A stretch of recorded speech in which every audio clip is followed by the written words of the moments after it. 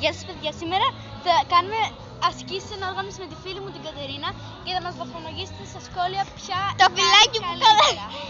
Αρχίζουμε με αυτό μπροστά, θα είναι πρώτη. Εύχομαι να βγει καλό.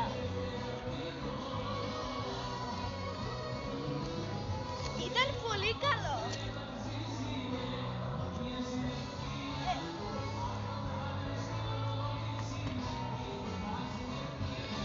Αυτό δεν ξέρω ποιο θα Συνεχίζουμε με ρόδα.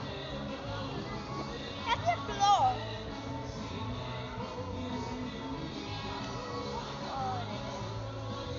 Είναι κάτι πολύ απλό. Απλά δεν βαριά. Ρόδα με ένα χέρι. Ρόδα με ένα χέρι.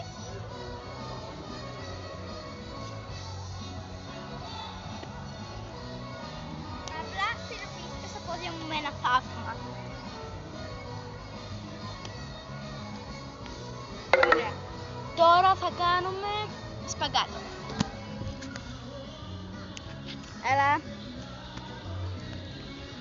Σε αυτό θα πείτε την Αναστασία γιατί δεν είμαι καλή στο σπαγκάτι. Ωραία, τώρα σειρά μου. Έλα, κράτη το κινητό. Πείτε το όλοι, θα πείτε την Αναστασία.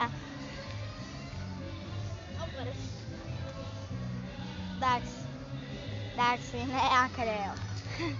Λοιπόν, τώρα έχουμε μια τελευταία άσκηση, το φόδρο πίσω, αλλά όχι κατευθείαν με γέφυρα και σταμάτη. μετά.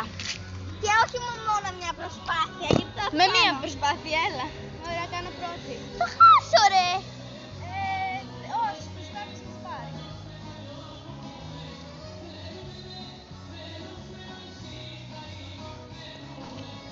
Μπράβο.